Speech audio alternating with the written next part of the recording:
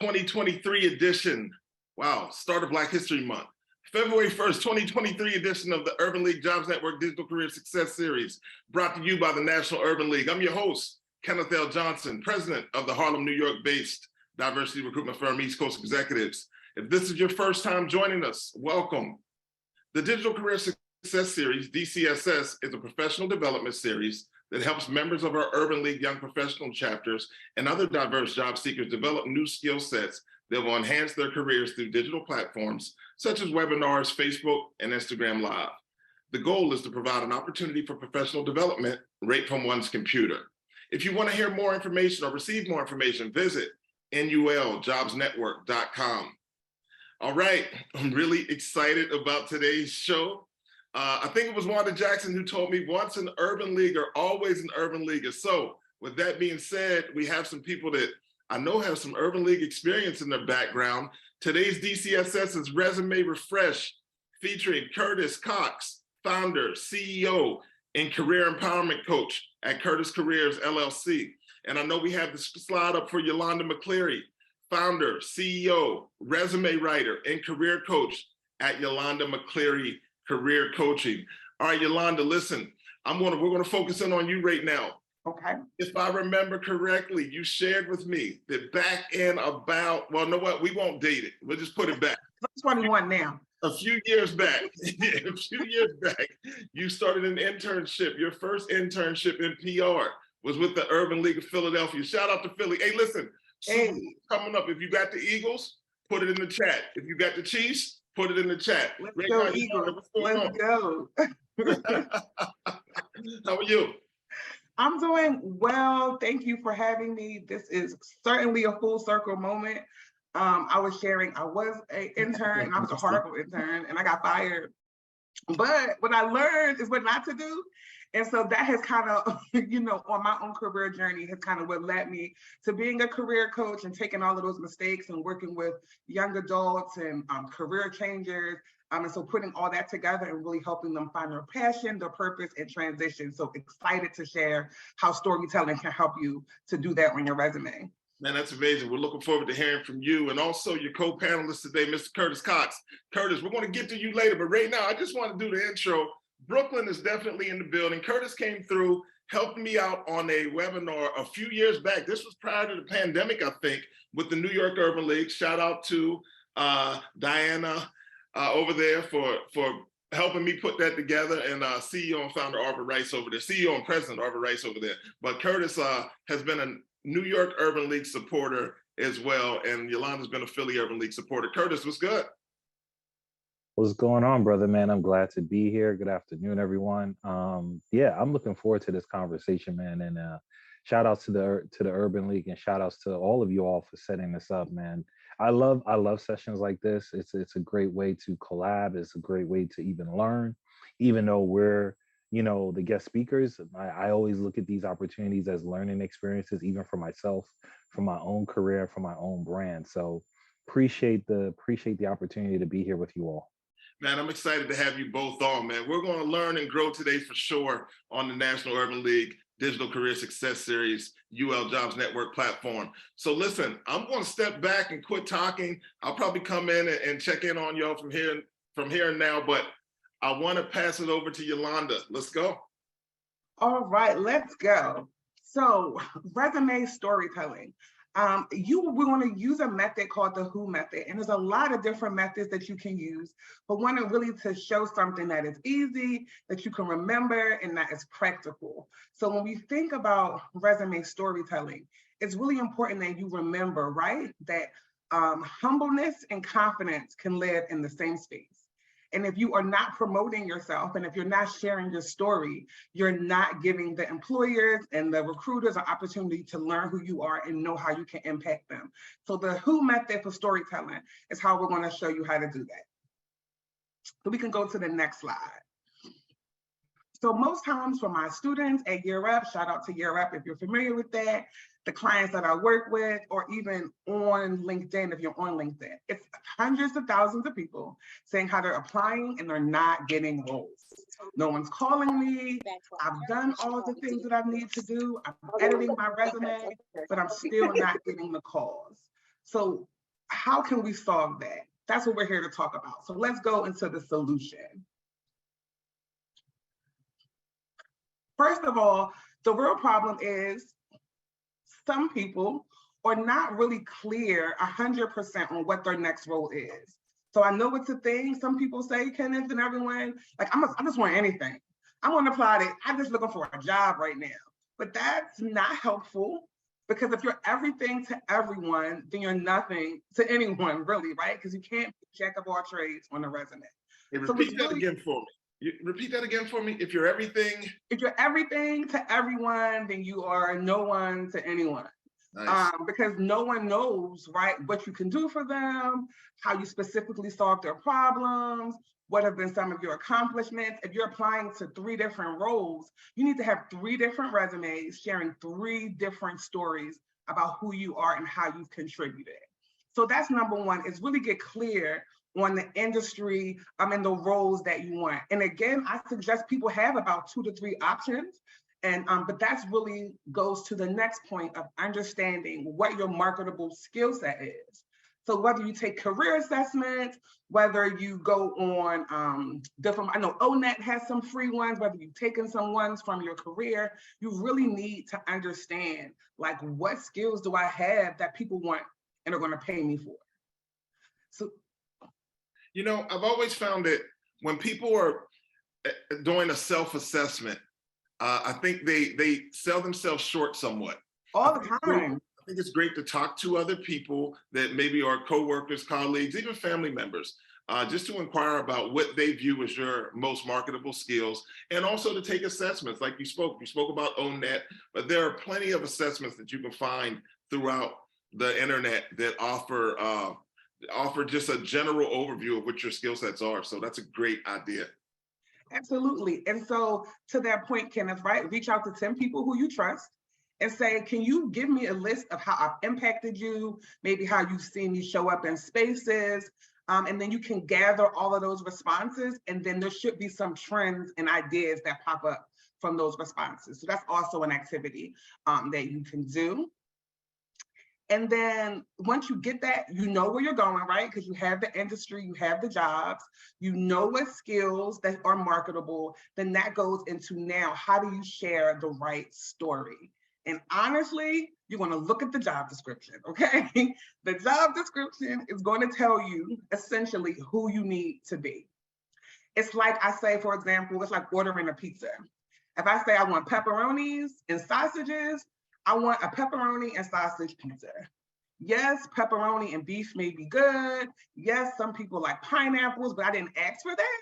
I want a pepperoni and sausage. And so that's what you need to remember about looking at the job description and crafting the right story for the right employer and for the right role. So just give them what they're asking for.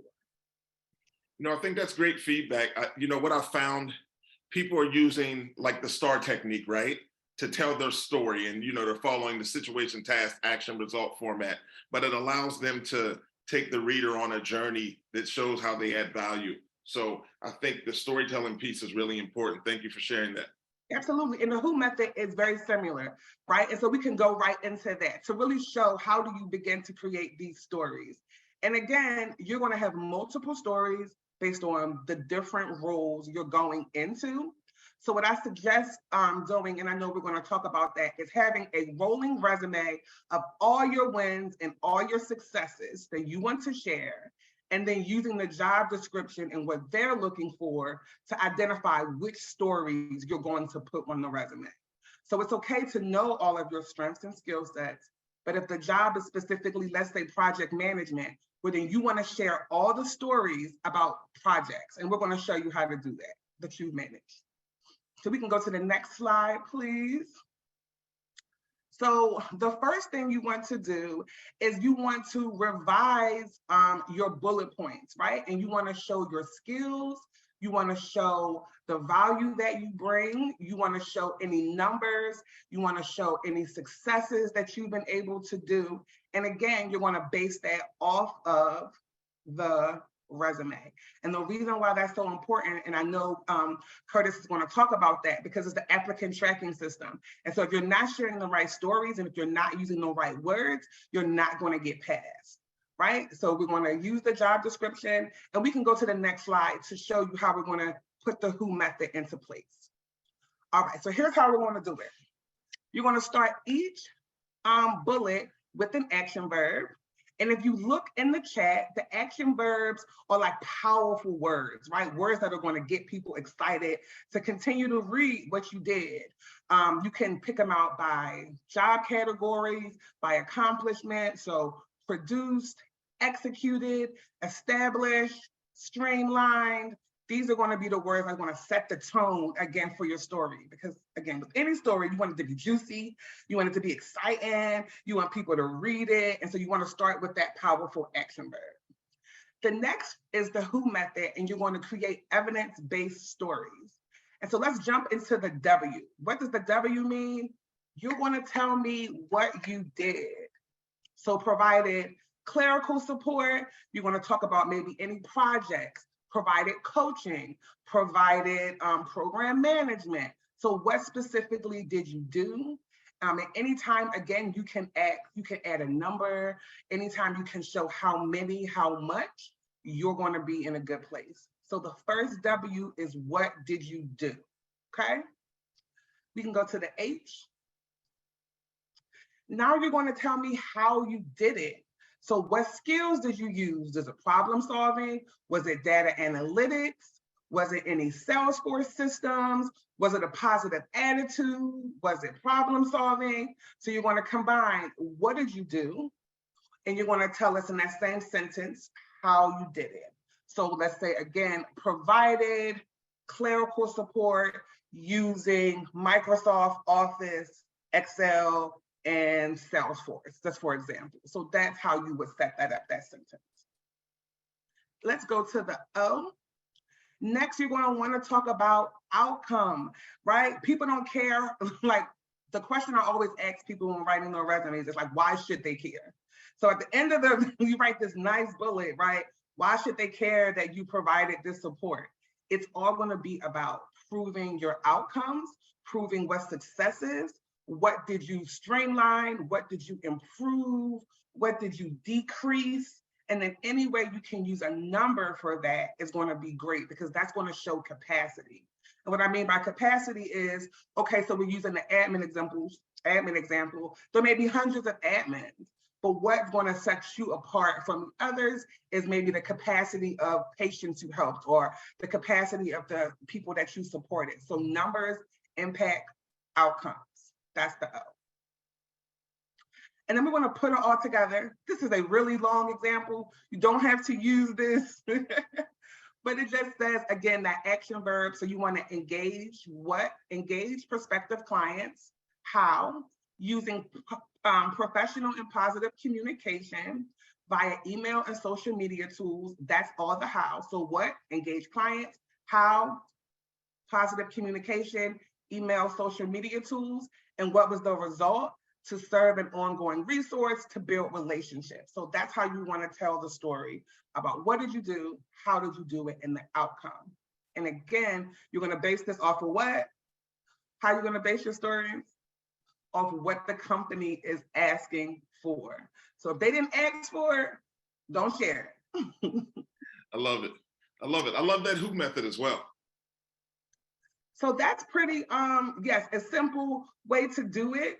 And you can do this for a variety of different roles and a variety of different examples. What I would suggest you think about is like, what are 10 accomplishments that I've done in this role? Or maybe 5. What are 5 things I'm really proud of? I'm really excited about. I really want the employer to know. What are some ways I've made impact? What are maybe some processes or procedures that you've done? And then lastly, I want us all to remember, if they're paying you, you added value some type of way. And so to your point, Kenneth, sometimes we think, oh, I didn't do anything, or I was just a part of the team, or I just trained a couple of new people. If you have a job, if they're giving you money, you're adding value. And so think about how does your role play into the bigger picture and claim those wins as well. Can I share another example about that really quick? And then that's what I have for the stories. Yeah, please do. So for example, in one of my roles is I was working in volunteer management, right? And the role of the volunteer management is to create these events for corporations to come in and feel really good about helping out for a cause. After they contribute, right? So that goes into fundraising because now they're bought into the mission, they've sent their volunteers, and they are now sending $1,000 checks, $1 million checks. So I'm claiming that win, right? So I supported workforce development programs that helped our company to earn $2 million because virtually, right, I did that. And so really think about, I created partnerships that generated X amount of dollars. I created engagement opportunities that supported, 50 community partners, which, increased engagement, increased funding, increased X, Y, and Z. So really think about, sit down and think about what do you do on a daily basis and how does that add value to the larger organization? And those are the stories you want to tell. And you spoke about something earlier, like keeping a rolling list, right? So I think it's really important that you keep a list of the things that you were involved in with your organization, ways that you added value and or saved the organization time and or money. And you keep that list and you continue to update your resume, even if you're not looking for opportunities right then, but still continue to update your resume. People start to forget what they accomplished 6 months ago, 8 months ago, right? So that's an important point. And these stories are also going to be helpful on your performance evaluations, right? Because you're going to sit down at the end of the year and they're going to want to know, why should they pay you more money? So you're going to pull out your handy list that you use for your resume, and you want to share that same list and that impact with your employer to help you to also gain raises. These stories are also really helpful when you're doing your elevator pitch. So in 30 seconds, tell me about yourself, right? I am an engaged professional. I use social media tools to increase brand engagement and build social relationships. And again, I'm just using this who example, right? So once you understand your story, it allows you to share, talk about yourself on LinkedIn, talk about yourself when you are emailing recruiters. So these stories, are like the gift that keeps on giving. Hey, let's talk about that because we had a question that came into the Q&A. And also, by the way, the list of action verbs, there's a link that the National Urban League team has dropped into the chat function that gives you a list of action verbs. So please feel free to click that link and make sure you save that information for use as you prepare your resume for the upcoming virtual career fair on February 15th, hosted by the National Urban League. All right, I have a question for you regarding LinkedIn. We had a question in the Q&A, and the question is it acceptable to download your LinkedIn profile as your resume to use for an application? No, okay. You want to use that in a Word document and you want to use it in a PDF. Now, here's why I say no. You just don't, I don't 100% know if the way that they are printing it or downloading it is readable in the ATS scanning system. I know for a fact they read PDFs and then they read your like a Word doc. But here's also the reason why I say no, because it's not going to be catered. That's going to be a general resume that you just use, right, to promote yourself. But the goal here, again, is you want every time that you apply to a role, I know we hate it, I know it's time consuming, but you have to update it, again, according to what that employer is looking for. And you can't do that with the general one size fits all resume. So I'm gonna say no. Now what, I lost the question in the chat, so I don't know who asked that question, but listen, to all that are listening, we're going to be able to answer that question next week because we're doing the LinkedIn Labs Digital Career Success Series on the 15th. So come back next week, join us, get that LinkedIn information, and they'll definitely explain how to best leverage LinkedIn in your professional journey. So we are providing information for everybody that needs it. Virtual Career Fair next week, LinkedIn Labs next week. So definitely come back. I'm sorry, 2 weeks from now on the 15th. And these stories, again, when you go into a career fair, right, you want to have, again, look at who is on the employer list. You want to look at what roles they have, right, that you want, that you qualify for. And then when you show up to that space, you want to share, again, that specific story to that specific employer about that specific role, right? And that's what's going to get them to say, oh, I have to call this person. I have to get connected with them or apply today. But if you're just like, I'm looking for a job, I'm in software, I like a little bit of this, a little bit of that. And okay, it's a tight market. And so when you craft your stories, you're able to explain, I have an interest in software. I worked in the profession for 5 years. I'm really good at these tools, and the impact I make is X, Y, and Z. I see that you're hiring for a role as a, data analyst or a software analyst, and I think my X, Y, and Z skills would be a great benefit to you. Like, what's the process? What's the follow-up? So again, your story, you're going to continue to craft it and develop it based on who you're talking to and what roles you're applying for. All right, let's move on. So I do this for work. I do this for myself. I have done this for myself for 10 years. I graduated in 2008. I'll tell myself my age, and I have had 10 different careers with 1 degree. And I just use these transferable skills, and I just keep rinsing and repeating. So that is really, if you're looking for a transition, if you're looking for tips, you just want to connect on anything about careers and transitions, stay connected to me, YolandaMcCleary.com. I'm really active on LinkedIn, Yolanda McCleary, and then social media, Yolanda Knows Resumes. And let's engage, keep the conversation going, because there's money to be made. There's jobs out here. You got to just learn the rules, and that's what we're here to teach you today. Yolanda McCleary, you're career transition coach, and a lot of people are transitioning with all the layoffs that are taking place. So I think the skill set that you bring to the table is of extreme value. Thank you so very much. We're going to come back to you during the Q&A segment. Look forward to it. Thanks so much. Brooklyn is in the building. Fresh with my man, Curtis Cox of Curtis Careers, LLC. Curtis, Yolanda left a lot of information. She did, man. She brought in some good out content. Your deck, but I think you got it. Listen, man, shout out to Yolanda. She brought out some great content. And listen, I took some notes too. Like I said, this is a learning experience for me as well. But, shout out to Yolanda, great work. And, that who method is really powerful. And, that's a method that folks can really, really have a good foundation on. So shout outs to you, Yolanda, great stuff. So yeah, we're going to talk about, some key points in terms of like the ATS and, how to really, just look for some things on your resume, right? Like your physical resume, just looking at some things that are going to be critical for employers to even notice you when you send it out. You know what I'm saying? When you send it out in the network. So we're going to cover that really quickly. So we can go to the next slide. Hey, Curtis, so keep us as from a layman foundation, definitely walk us through what the ATS is.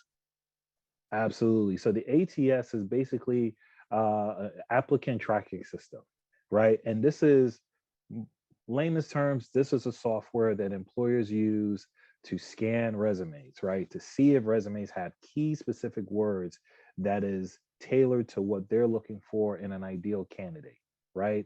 So if they're looking for someone, for example, and this is just a random example, I don't think this is out there, but if they have in their job description, okay, you got to be able to wash clothes, right?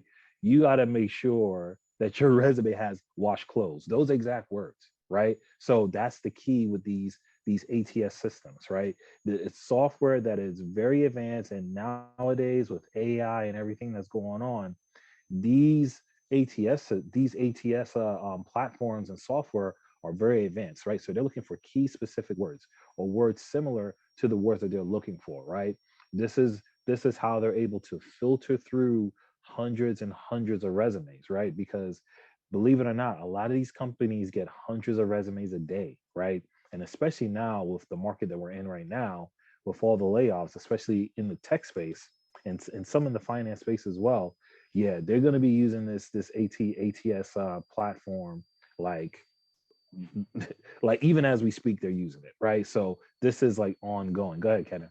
Yeah, and with companies using the ATS, right, the applicant tracking systems, it's key to rate high in the system, and the one way to do that is to keyword optimize your resume, right? I I had a client company Yep.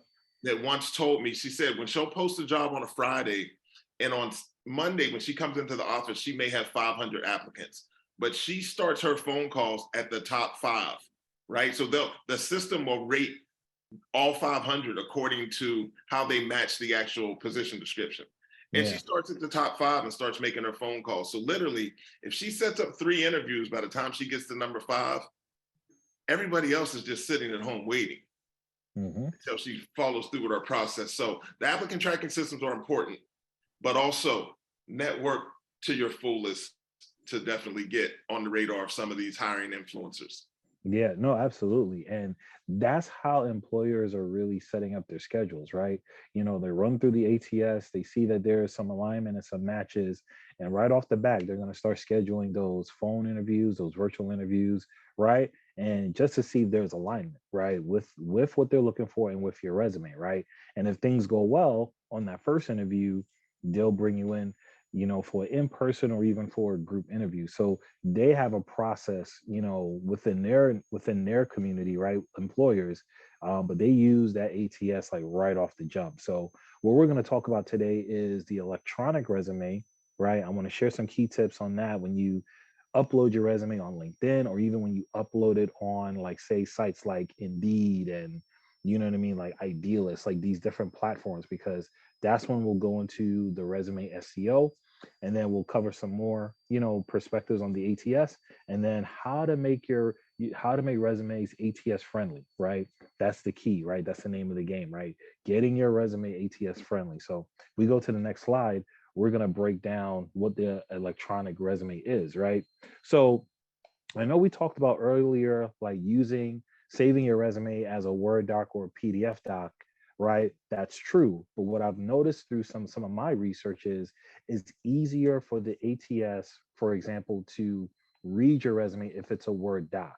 That doesn't mean that you shouldn't send it as a PDF, but this is what PDF, but this is why you have to read that description carefully, because they'll typically tell you send a resume as like a doc, like you got to read, like they say on a contract, the fine print, right? So if they say send your resume as a Word doc, definitely don't send it as a PDF. That's already telling you right then and there, they're probably going to use an ATS and they're going to scan, or at least try to scan your resume as a Word doc. So typically this is like some of the basic mistakes folks do, is that they'll send their resume as a PDF. The job description says send it as a Word doc, and automatically out right there and then you're out of the running because you didn't follow instructions, right? So make sure you read that description carefully. If they say send it as a Word doc or PDF, I would say safest bet, send it as a Word doc. If you want to send it as a PDF, that's fine, but make sure it says that in the job description, right? Another key thing here is common header terms, right? This is huge, right? So what this means is when you lay out your resume, common header terms is work experience, job summary, right? Skills, right? Education, right? Those are basics that you should have on your resume, right? As header terms. If you don't have those header terms, guess what's going to happen? Your resume is probably not going to get a high scan, right? It's probably going to get tossed, because those are basic things that they're looking for on their resume, on those resumes, right? When they run through that ATS, if you don't have those words, the system is going to assume that you have no education experience if you don't put education, right? So even if you put college, right, and not the word education, that could put you out of the running, right? So make sure you put education, job summary, work experience, right? Some people just put experience, right, and miss out the word work. No, put work experience, because again, the software they're scanning, they just see the word experience. They can't delineate what does that mean. So again, when you miss little keywords, your resume is out of the running. And as crazy as this sounds, but you got to be very detailed, very specific, right? Another key point, don't combine sections, right? So what that means is education and skills, don't combine them. Have them separate, have their own sections, right? Because again, when the ATS is running through your resume, it's gonna get confused, right? It's going to assume that this is a skill section or this is a education section, or they may not even read they may not even read it as such. They may read it as something else. So make sure that you separate your sections, right? Put them in the proper spaces, right? So again, work experience, right? Education, skills, right? Community, activities. That's another common header. Like separate these things. Don't combine your skills with education, which is a typical mistake people do on their resume. They combine the skills with the education, right? But again, separate it, right? Because again, you want to show the ATS that you're versatile in your skills. It's going to read it as all of your skill sets, right? They're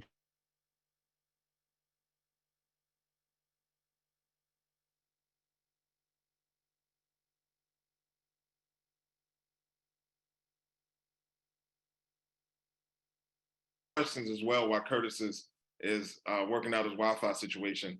So it's been really interesting. Thank you guys for dropping your chats and questions into the Q&A. We sincerely appreciate it. Curtis, are you back? Yeah, can you hear me? We can hear you now. Let's go. Yeah. So yeah, what was the last thing you heard? Sorry about that, the Wi-Fi. Yeah, you were speaking about keywords. Yeah, so the key words again, last thing I said was don't combine your sections, right? Don't combine the sections, right? Meaning work experience, education, skills. You want to have each section separate. You don't want to combine your sections, right? So that's what that means. And then put skills in the work history. This is kind of a new practice now.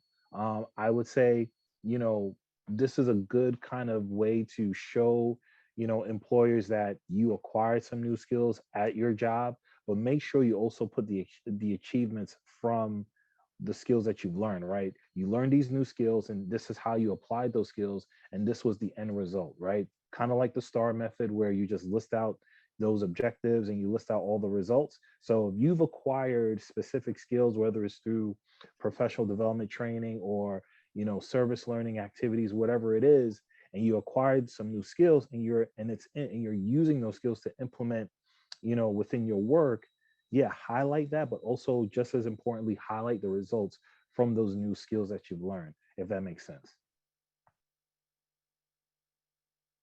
So you can go to the next slide. So this is the what is the resume uh SEO, right? So we've heard of SEO in terms of Google and different search engine platforms. So basically what this means is when you upload your resume, for example, on like you know um job search sites like Indeed, LinkedIn, they have their own systems, right? They have their own systems, and basically those systems are going to tell employers on that same platform that this may be a resume you want to look at, right? So there is a SEO system within these job search platforms, right? Folks don't tell you about this, but this is what happens, right? So this is why you see folks upload their resume on LinkedIn, because they understand that there is a SEO even on LinkedIn where it's going to, that's why, for example, you get like suggestions, right? That's why they added that new feature of for a person to add on their profile picture open to work, right? That's also a SEO system, right? So now companies are going to get notified by LinkedIn, for example, saying, hey, this person is open to work. Hey, this person skill sets may match what you're looking for, right? So these are real life examples of SEO, right? So this is why it's important to have, for example, on your LinkedIn profile, a catchy headline, right? Companies are looking for specific individuals with like a catchy headline. So an example would be aspiring engineer, aspiring IT professional, right? That's something that folks usually put on their LinkedIn profile and even their resume, depending on the industry that they're going into, right? So leaving a little catchy headline to draw attention. But again, you got to be careful with this because again, this all depends on the employer. This all depends on the platform you're using.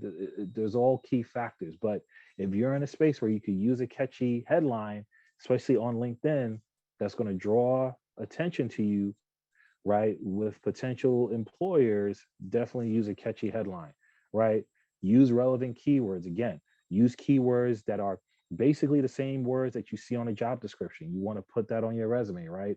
Especially on LinkedIn, right? Use keywords. So your bullet points on your LinkedIn profile or your LinkedIn resume, as I would say, let it match those job description words that are on LinkedIn as well, right? So if you see job descriptions on LinkedIn, right, when you click the job section, right, make sure you use the same words that that job description is using, because again, LinkedIn has its own SEO, right? So when you put those words, right, on your profile, it's going to draw attention to you with these potential employers, right? They're going to get notifications about you. They're going to get notifications about folks that are in their area, right? So be clear on that. Go ahead, Ken, if you have a Yeah, thought. so Yeah, please be mindful to our audience. You know, we're doing the LinkedIn Labs on February 15th, but sure. from a resume perspective, the resume SEO piece, keywords are still Yeah, extremely important as you navigate the ways to, as Yolanda spoke to, having multiple resumes for each opportunity that you apply to. You know, some people are going to call the job an account rep and some might call it a customer service rep. You're going to need to adjust your resume accordingly just to allow your resume to navigate the applicant tracking system. So I know we spoke about catchy headlines and things of that nature, but really it's about staying in line, as Curtis has mentioned, with what you're seeing on the actual position description. exactly. And yeah, and again, I've seen resumes where people use a catchy headline, like I said, aspiring entrepreneur, or aspiring, chef, aspiring chef, right? Sous chef, right? I've seen these headlines on a resume, right? So depending on your industry, depending on where you are, you could use these catchy headlines. Another quick tip too, that, and this is ATS related, don't have a header and footer on your resume, right? Don't have any information in that header and footer section. This is a big mistake that folks do on their resumes. They'll put their contact info in that header section. The ATS runs through it. Most ATSs are not going to see that information, right? So make sure when you physically do a resume, make sure you don't have a header and footer section, right? Most ATSs, they'll run through that system. They're not gonna read what's on there, right? They're only gonna read what's in that main section of that document, right? So that's a key thing to remember. Lastly, another thing that folks can do on their resume is add a hyperlink, right, to your website or articles that you've written, right? That's another key strategy that folks are doing now, right? So we have a lot of bloggers in this, folks are going into blogging and podcasting, right, in their respective industries. If that's you, put that hyperlink in that head section of your resume, right? So, but again, you're not putting that in the header section, you're putting that below that, right? So when you have your name, your email, your contact number, you could put a hyperlink there, right? Also, what I've also seen is folks put their LinkedIn hyperlink there, right? Because when when employers click on your resume, right, and they see that hyperlink, 9 times out of 10 they're going to click on it, right? They'll run your stuff through the ATS, but they'll also physically open your document and see if there's hyperlinks there. If there's hyperlinks there, they'll click it just to see, just to get a more feel of you. And it's an easier way for them to see if you have a LinkedIn profile. Chances are, if you don't add a hyperlink, it's no big deal, but chances are they're going to do their own due diligence and do a research to see if you have a LinkedIn profile. I personally have gone through this when I've applied for jobs. I've noticed I got notifications of certain individuals and certain employers, right? Of those same companies that I apply to, right? As soon as I send my resume out to a company, I noticed like maybe a day or two later, I get a notification that someone viewed my profile. Who viewed my profile? Uh, the person from that same company, right? Because they're searching, they're seeing what your social media presence is, right? So you can make it easy for them by putting your link on your resume. You don't have to, but these are some like more modern, up-to-date strategies that folks are using. If you're not going to do it, it's totally fine, but rest assured, if they're on LinkedIn and if you're on LinkedIn, put it like this: if they're on LinkedIn, they're going to see if you're on LinkedIn. Okay, that's just the bottom line. If they see that you're on LinkedIn, they're going to try and check out your profile and see if there's any alignment with the resume you sent versus what's on your profile. So again, I know you're going to talk about LinkedIn later at another session, but I just want folks to understand, when you put this on your physical resume, these are some up-to-date strategies folks are using. And again, you don't have to do it, but again, it's still a helpful strategy. So we can move to the next slide. So yeah, just to recap what the ATS is, nearly all companies use this employment software to handle the application process, right? It's a numbers game. At the end of the day, they get hundreds of resumes, they get thousands of resumes, some companies, and they're running through hundreds and thousands of resumes. So again, using keywords is the name of the game, using words that they've used in their description. Lastly, another quick tip, the system does not read text boxes, tables, right, coloring photos or graphics, right? So just keep that in mind, right? So if you have any of those things on your resume, take it out. Right? Take those That's a things out that's a because that's a valid point, because we're in the day and age of templates, and people often go with the plug and play model, and sometimes that's the reason they're being pushed out of the applicant tracking system. So I'm glad you mentioned that. That's really important as it relates to resumes and the success of your resume navigating that ATS. right. And I know it's hard because maybe you feel so proud of a project you did and it has this table of all the success and all the information on that project you did and you're passionate about it. And I get it, but don't put it on your resume because if you do, ATS is gonna spit you out. It's gonna say, nope, this is not the resume to look at, right? So just be mindful of not having boxes, tables, photos, graphics. If you're in an industry like graphic design and like any kind of design, career, typically, you know, folks will recommend you sending a separate document like a portfolio of your work, right? They're not going to ask you really to put your work on a resume. They're going to ask you to send a separate file, a separate document to do that, right? So just be mindful of that. The ATS, it's a word search. At the end of the day, the ATS is a word search. They're looking for specific words, they're looking for specific terms, they're looking for how your headline, your headers are put together. So make sure you have those keywords on there. But again, no tables, no charts, and no graphics, no logos, please. You don't want to disqualify yourself from that opportunity. So we can go to the next slide. And I think I'm pretty much done. Yeah. So I hope my information was very helpful. This is my contact info. You can find me on LinkedIn, Curtis Cox. Also, you can find me on IG at Curtis Careers, and that's my contact email there as well. Kenneth, man, I appreciate this time. This has been great. And yeah, again, no tables, y'all. No tables, no charts. Please, I'm telling you. You don't have to tell me you appreciate the time yet. I need you to knock out some of these questions for us too. Curtis Of Cox, course. Yolanda McCleary. Let's jump into the Q&A. Listen, man, you both provided some exceptional information to everybody that's on, and I'm sure it'll be of value as they go and register and connect and interact with employers next week. I'm sorry, on the 15th at the virtual career fair hosted by the National Urban League. All right, let's jump into the questions, right? So one of the questions I saw in here that I thought was really interesting. So the question is, how do you align your resume to meet the hiring manager's needs when you are trying to break into a different career path? For example, I want to work as a legal assistant, but I have diverse contract work experience, but I've never worked in the legal field before. How do you, Yolanda, let's go to you. We haven't heard from you in a second. How do you adjust your resume for a career pivot? Absolutely. So one is setting expectations. It's easier to stay in the same industry, in the same roles, right? So when you're looking to differentiate, I want to do a lot of research on specifically, again, the company, what they're looking for, right? Their values, some things they're involved in, but then also looking at the role. And the role is going to give you some roles and responsibilities, right? And so although you haven't done them, to say in the legal area, maybe you still done them. And so you want to, I say, go through the job description, and I take a highlighter. That's Siri.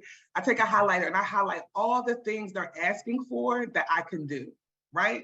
And then I want you to go through and then put them on your resume when you identify where you've done that. So if they're looking for data analytics, maybe they're looking for problem solving, maybe they're looking for working with people, relationship building, identify what they're looking for that you have, and then highlight that on your resume to show where you've done that and how you've done that, even if it hasn't been in that same industry. That Yeah, makes sense. definitely good feedback. Listen, the game when you're looking to make a career pivot is transferable skills. You want to focus in on your transferable skills, those skills that you can bring across industries that add value. Focus in on that. Be mindful, like Yolanda was speaking about prior, that who situation. Tell your story about how you've had impact, saving a company or earning a company money and or time. So use that where you've added value, use your transferable skills, and I think you'll be okay. Yeah. Curtis, any Yeah. No, yeah, real quick, yeah. And I love what Yolanda said, but also again, using those same words, right? So the job description says looking for someone that has experience, with relationship building.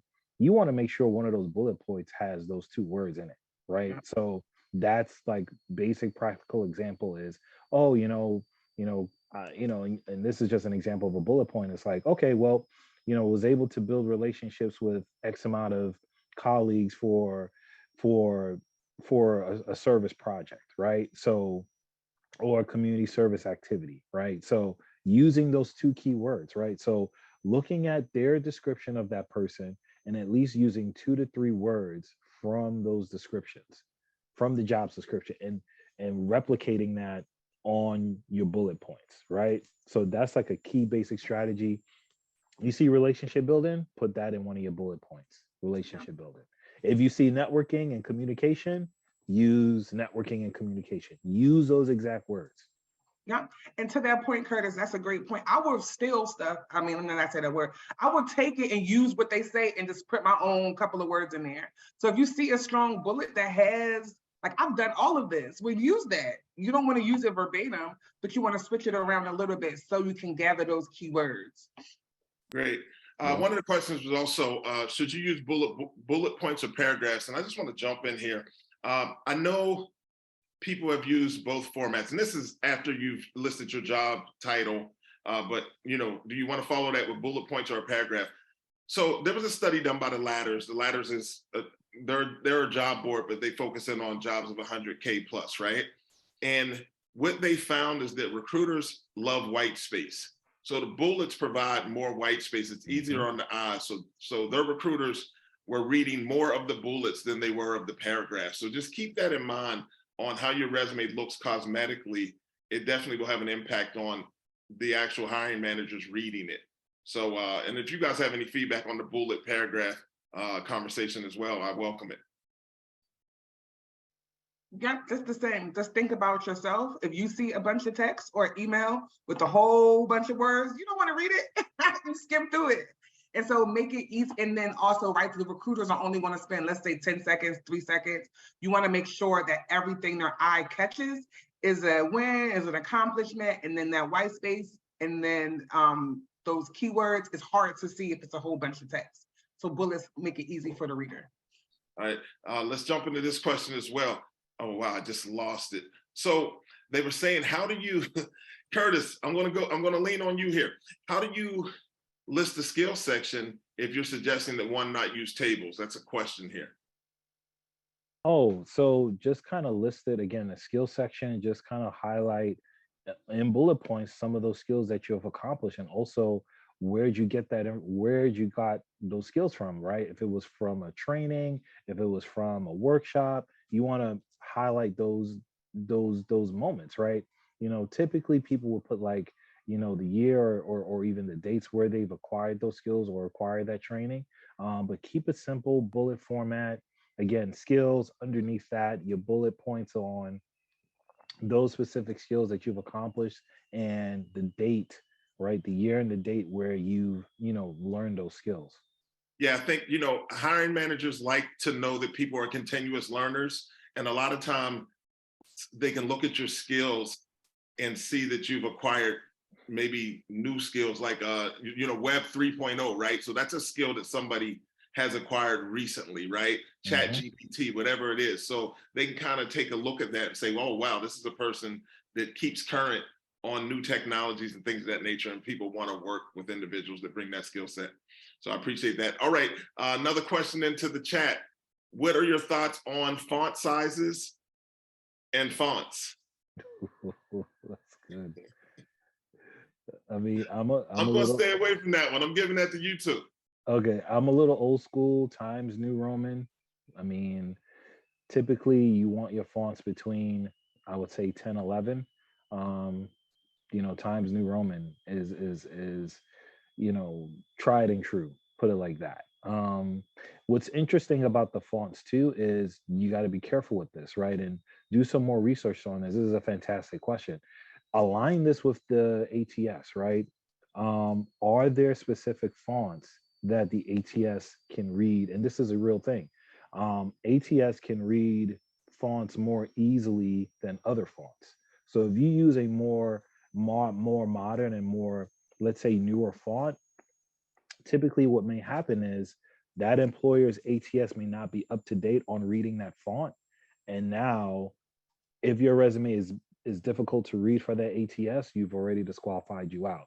The most common tried and true font is Times New Roman. That's like fundamental clutch, right?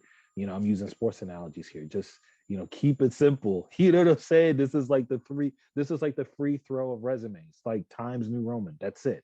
You use these advanced fonts that are, made by a designer 2 years ago, you kind of run the risk of not being read on the ATS. And here's another thing: if you use like a really really new font and you upload it on these job search platforms, when they extract your resume, they may find some difficulty, right? Because again, the job search engine on that website is different from theirs, the employers. So there may be some funky stuff going on between that transition of download. So again, Times New Roman. I know that sounds kind of cliche, but that is tried and true. Let me come in real quick, Yolanda. I have a question for you because they're talking about the who method here. So is it still okay to give a brief statement of your duties and responsibilities in addition to your achievements, or should you omit duties and responsibilities altogether and just put in the who bullet point method? Yep. So no, we're not doing no duties. You are a winner, and we are going to show all your wins. Now you can include your duties, right? Because essentially what in responsibilities is what you do, but you don't want to say responsible for duties include, right? So I would stay away from those sentences. And here's why I would say don't include duties. Some people just give a running list. Like I did this, 5 things in one bullet. You want to break those things down. So if you want to include your duties, think about what duty it is that you want to talk about. And then you want to use that action verb. You want to describe how you did that duty. You want to describe the tools you use to complete that task. And then you want to include the outcome. So you can still use your duties, but you want to phrase it still in that who method. Okay, we're going to try to get maybe 2 more questions. And Curtis, can you give an example of a catchy headline? Catchy headline again, motivated, program manager, right? Aspiring tech professional, enthusiastic job developer. You know what I mean? Like something where you have an action verb and then you have like a title that is, again, it matches what that employer is looking for, right? So if they're using the word manager, use manager, right? If they're using the word, coordinator, use coordinator, right? But use like an action word: dedicated, enthusiastic, ambitious, right? Motivated, determined. You know what I mean? Like nothing too wonky or crazy, like, you know what I mean? But yeah, use very catchy, very kind of, inspiring. They want to see that you are, again, motivated, you're committed, like, and that's another key one: committed, things that, go ahead. So yeah, so keep in mind that these are probably more acceptable in creative spaces. If you're applying to traditional financial industry jobs, publishing jobs, things of that nature, those industries tend to shy away from some of the catchiness, and they just want you to kind of deliver a straight line on what it is that you do, right? So just be mindful. If you're in a creative environment, the catchy headline may work much better than your traditional work environments. All right, you know what? Let's just move. I'm going to get one question in because I was looking at this And I think it's something that we need to speak about. Hey, the questions are flowing. I love Yeah, it. I'm seeing, right? Hey, you know what? I'm actually going to put something out here. We're not going to get to some of these questions. If you guys want to connect with me for the 2 hours after the show, send me questions on LinkedIn, and I will do everything in my efforts to answer them. I'm going to block the next 2 hours off to do that because I feel bad about us not getting to some of these questions. All right, last question. I'm seeing a lot of IT, cybersecurity, and finance folks steer away from including their phone numbers on their resume due to ID theft. I think, do you guys have any thoughts on that whatsoever? If they don't have your number, how they gonna call you? I would stay away from addresses, but telephone number, when they print your resume out, they're gonna need some way to contact you, so that might run into a difficulty. Curtis? Yeah, this may sound funny, but I agree. I mean, if they're having some hacking issues, you can't even put a phone number. Is that where you want to work? I don't know. I mean, and look, so you have to be solution oriented, right? Maybe Right. it's best to just grab a Google number and put that on your resume, and that way just monitor that actual voicemail box. But that may be a solution for you if you're concerned about someone having your actual phone number. So be solution based. I haven't heard that. I believe it takes place, but I haven't heard it. But yeah, they're going to need your phone number. Although you'll probably receive an email, but they're probably going to want to see your phone number as well. But wait, real quick but again, see now, if you do that, 3 then minutes. you run the risk. Yeah, you run the risk of the ATS dismissing you anyway, because again, companies will program their ATS to look for specific things. So if you don't put your phone number there, then it's like, to you, how they gonna call you? So, this resume doesn't have a phone number. Bye. So you're gone. So I would imagine if you don't include a phone number, you probably will get kicked out of the ATS. I agree. Mm-hmm. I agree. Yeah. All right. We did it again. So please stay connected with me. As I mentioned, listen, just hit me up. I'm going to stick around for 2 hours on LinkedIn, and anybody that comes through that says they were at the Digital Career Success Series and wants to ask a question that we didn't get to, I'm going to answer it. And if I can't answer it, I'm tracking down Yolanda and Curtis. So please do. I'll be checking the chat too. Send me at me in the post if you do a post or whatever, and then I'll join in as well. yeah. All right, Awesome. So this is my contact information. Let's go to the next slide, please. Listen, as I mentioned, we will do it again on the 15th. I kept saying next week. I don't want February to go that fast. It's Black History Month. So we'll do it again on the 15th, Wednesday, February 15th, 11 a.m. Eastern. We'll have a special conversation. LinkedIn's VP of Global Diversity and Inclusion and Belonging, Rosanna Durfee. You hear that? The National Urban League's bringing out LinkedIn's VP of Global Diversity, Inclusion and Belonging to talk to you about LinkedIn. So definitely register today and tune in for that one. Also, I keep talking about this virtual career fair. We set this up right. We had people last week talking about coaching. We have people this week, Yolanda and Curtis, talking about your resumes. And all of this is in preparation for the virtual career fair. Join us for our annual Black History Month virtual career fair, Wednesday, February 15th, for opportunities to connect with recruiters of Fortune 500 companies, on-the-spot interviews, and live interactive roundtable webinars. It's a whole day thing. We're doing this from 12 to 4 next week. Curtis and Yolanda, jump on, join us, and add some value to the site. But save that date for us, and please come out for our Black History Month virtual career fair. We appreciate you. It's the National Urban League. On behalf of the National Urban League, I'd like to thank the team today. Kanji, Danya, Tiffany came in early and helped us check in. Of course, Wanda Jackson, fearless leader, helping us get through this Digital Career Success Series platform and glowingly. But also today, I just want to thank Yolanda McCleary, Phillies in the building, go Eagles, and Curtis Cox, Curtis Careers LLC, Brooklyn's own. Thank you for joining us today. You guys were great. I really appreciate it. And of course, thank all of you that stayed on for the entire session, communicated in the chat, asked some great questions. We do it again February 15th. Please check in and join us. I'm Kenneth L. Johnson, East Coast Executives, National Urban League Digital Career Success Series host. Thank you.